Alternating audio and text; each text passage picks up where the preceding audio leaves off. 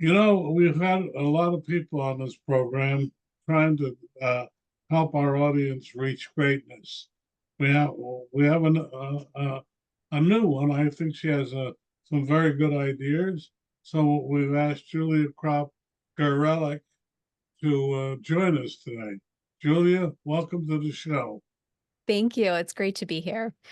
As we ask all our guests, first, tell us a little bit about yourself, then what you're doing now, and finally a website before we do anything else where people can learn more. Absolutely. Well, yeah. So, a little bit about myself. I've been a CEO and an entrepreneur for the last 15 years. I started a marketing agency 15 years ago and have been working with companies, whether they're the Fortune 1000 or startup companies all across the US, as well as in Europe. And I can be found at www.juliecroppgarelick.com or www.junctioncreative.com. Okay, how do you spell your last name for our audience? Yes, Gareleck. Okay, now having got that out of the way, you have a new book, but I'm going to ask you first question that in all of our focus groups. What can a marketing agency do for me when a small company under 50 employees? Yeah, what a great question. Marketing these days is constantly evolving, whether we're talking about social media channels, AI, digital. But what I always advise our small business clients or mid-sized growth stage clients is that you have to start somewhere. While it might sound great to execute an AI-driven marketing strategy, I think the best place to start is at the foundation. So making sure that you're taking a look at whether it's your products or services, how you want to differentiate that in your marketplace. And then from there, building a campaign that includes digital outreach as well as traditional outreach, right? So a lot of folks seem to think that everything happens on social, and while it can, it's also important to create relationships and build relationships with potential clients offline as well. So my first step for clients is, hey, what are you doing now? What's working? What isn't? And then from there, building a plan to reach those audiences where they are, whether that's on social or whether that's, offline as well. Well, I'm going to hit you with a question. When people say the word digital, everybody runs for cover, myself included. Yeah. Well, it's a big word. So it's important, but it's scary. In your opinion, how do you make the digital uh, simpler for our audience? Yeah. So again, I think if we look at the foundation, so, if we look at digital, the main piece of that for most companies is their website, right? So the one thing you're going to want to make sure you have is a solid website that's built responsively. What that means is someone that's looking at it on a smart device or a mobile device or a desktop gets the same rich brand experience on that website. That's where I would start. And if you haven't branched into other avenues, certainly I would take a look at who your target audiences are, do some research around where those audiences are spending most of their time, and then putting together a content strategy to reach them. So, at its core, the message is the most important. Content is still king, even though digital tends to be the buzzword that folks grab onto. So once you have a good content strategy, at that point, I would look at what social platforms you want to distribute content on. So it could be as simple as starting with LinkedIn. If you're a B2B company, if you're B2C and you're going directly to your consumers, take a look at Facebook, Instagram. It could be Twitter, it could be TikTok. But I would advise that you start with what is achievable. So as we say in our business, consistency is key. And if you aren't able to be consistent in communicating your message on those platforms on a regular basis, then only start where you can manage, right? So if you can only publish 3 to 5 times a week on LinkedIn, but you can do that consistently, start there. But if you have more bandwidth, certainly you can tackle more than one platform. Well, now let's talk about why you're here. You, the name of your book and why you wrote it. Absolutely. Well, my first book is called Dare to Become From the Corner Booth to the Corner Office. And it really came out of a need that I had a little over a year ago. I had reached, almost 14 years in business. I had reached some milestones. I was asking myself, well, what comes next, right? Like, how do I inspire myself to reach the next milestone in my business? And it's difficult sometimes when you're an entrepreneur. It's hard to find that inspiration, certainly from yourself. And so I actually spent a couple of weeks going through journals that I had written from the time I was 13 years of age until now. I'm in my 40s. So it was a lot to read. And as I was reading those journals, it kind of struck me that I had really experienced quite a bit in my 25-year career. And there were a lot of lessons that I learned when I worked for my parents' restaurant, the Avenue Restaurant located in Gettysburg, Pennsylvania. And so Dare to Become is really about my journey from working for a family business, the foundation that I learned at a very young age, helping work and run that business, and how those lessons have actually helped me as I've started and grown Junction over the last 15 years. Hmm. So the name of your book, Dare to Become From the Corner Booth to the Corner Office. and it comes out in September. Yes, it hits shelves on September 3rd, and it is available for pre-order across a multitude of platforms, including Amazon, Barnes and Noble, Bookshop, and many other bookshops around the world. Okay. Well, I guess my first question: what have you learned? I've learned more than I thought I possibly could. I will say, in kind of taking a look back and taking inventory on what I learned, I'm still applying those lessons today. So a lot of the things I talk about in the book are related to communication, accountability, responsibility, finances, right? How do you fund a startup business and how do you manage the money once you have it? I also have a lot of stories in the book where I talk about, individual lessons I've learned on adversity or success and really what it takes to mitigate those experiences. So it sort of runs the full gamut, but I definitely focus on some key themes that I think are very true for any business owner or anyone that's working in business today. What What are some of the key themes? You open Yeah. the door as a lawyer. Yeah. Say, what are some of the key themes that are critical? Yeah, I do think, I think it's super critical when you're starting out or when you're thinking of starting a business that we sometimes get motivated by the soundbite, right? So the $100,000 side hustle or the $100 million startup. And we get this sense of belief that it's easy. And I think, the very first lesson that I've learned is that, we all think that starting a business, like I can do this, I can move it forward. When I started, I naively thought that, hey, in 6 months to a year, things would be cash flow positive and profitable. And what I learned was it took between 18 months and 24 months for me to really stabilize the business. And I think a lot of folks that go into starting a business think, oh, I'm going to get a ton of clients day one, when the reality is it does take, 18 months to 2 years to really solidify your messaging, get customers who are going to believe in you, and certainly start building upon that. So that was the very first lesson I learned, was timing. Um, I would also say that for those folks that are entering in, that it's a lot harder and a lot more challenging emotionally, I think, as well as just logistically as well. So you have to be organized, you have to be diligent, and it is a full-time job, and we're not talking 40 hours a week. I would say probably in those early years, I was working 60 to 80 hours a week, even without clients. Well, I guess the next question, which I ask all, what one thing you wish you had known when you started out that you know now?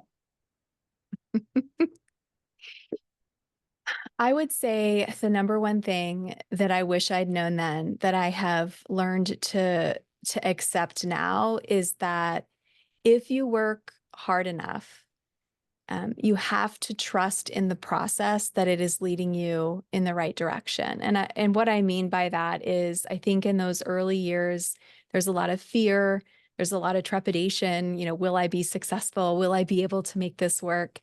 And I do think that even once your business is up and running, I mean, I've had mine now for 15 years.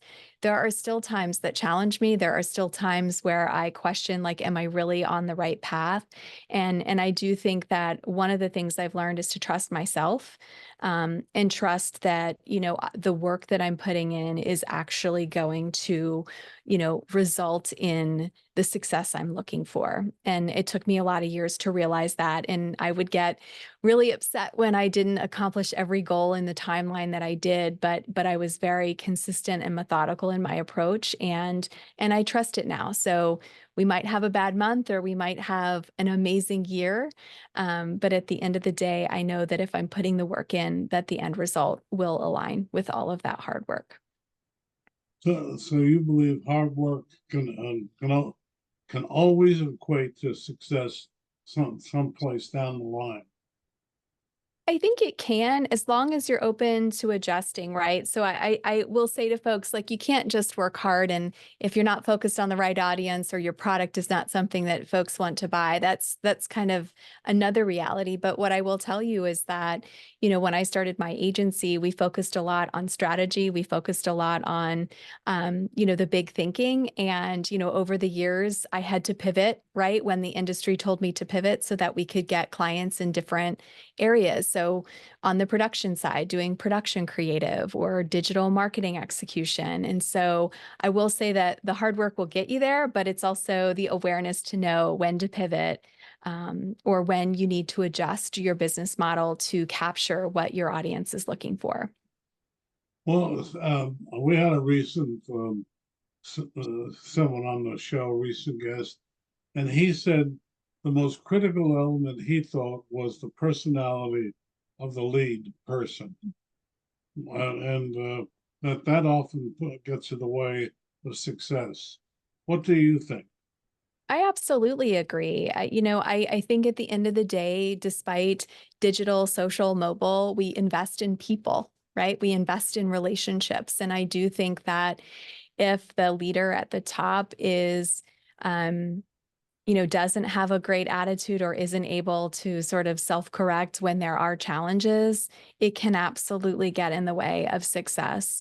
I wouldn't say that just if you've got a great personality that you're going to be successful, but I think they're right. That's definitely a critical component to success. Well, then let's talk. Let's then take that a step further. What type of personality do you think best lends itself to success? That's a really good question. I talk a lot, in my business. I talk a lot with my employees about the importance of understanding the psychology of people. And I say this because I think it kind of takes an extension of what you're saying in terms of what personalities are successful. I think the people that are successful are people that understand how to communicate effectively with others. And what I mean by that is, not every client is the same, not every employee is the same. We all receive information and process information differently. And so the ability to understand people and understand their perspectives, I think, is a big component, to that personality piece. I would say that from a general personality, to run a company, I think you have to be resilient. I think you have to have thick skin. My dad used to say to me, look, if you want to be out in front, you're always going to have a target on your back. And if you don't want to outchase the bullets that might be flying or the arrows that might be flying, then don't stand out in front. And so I do think that, as an entrepreneur or leader, you do have to carry some level of humility and some level of resilience to continue pressing forward when things get challenging. In, 2 years ago, which in 22, more small businesses were opened by women Mhm. than men. What do you, and if the numbers seem to be trending that they tend to be more successful than men. If you accept that premise, not proven yet, what factors do you think give women an advantage in starting a company? Well, so it's interesting. I would love to see that data too, because I know the data is probably still out on the success numbers. I think if you look at the numbers of men and women in general in business, you see a lot more women start businesses. They do have a lot or a higher percentage of the small business category. I do think women by nature are.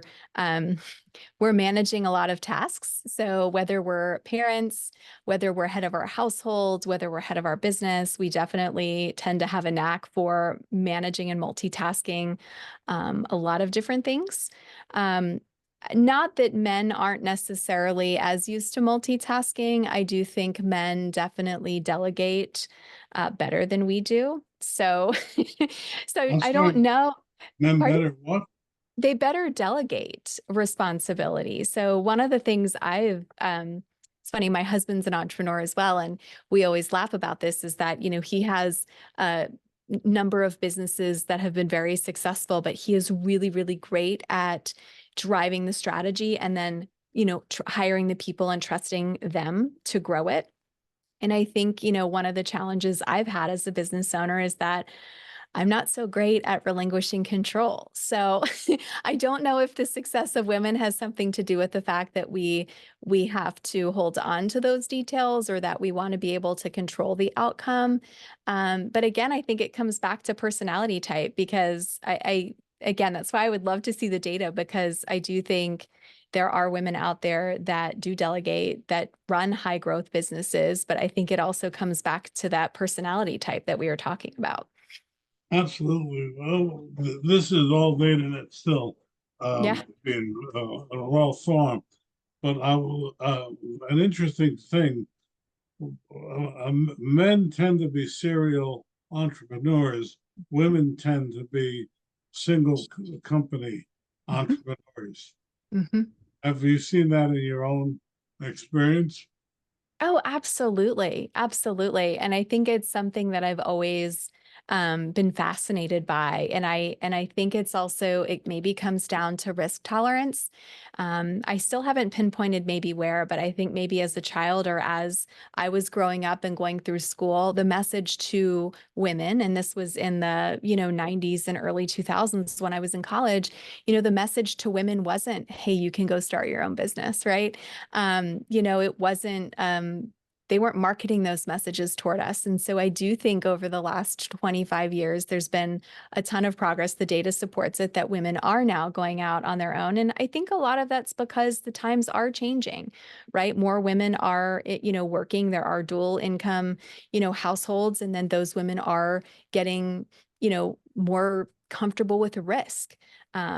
So yeah, I have seen that, right? Like a lot, if I look at some of my clients that are male or even my own husband, right, who has multiple ventures, I think for me, one was safe, right? It was still risky, but it was safe. So Well, our focus groups indicate that women are dissatisfied inside larger organizations because they face discrimination even today, and they yes. prefer to go out and just do it themselves. Yes, I would agree. I can relate. I have an entire chapter about that in the book where I talk about adversity. And I definitely, coming up in my career, I had the mentality that if I worked hard enough, I could achieve my goals. And my parents raised both my sister and I that way. We're both entrepreneurs today.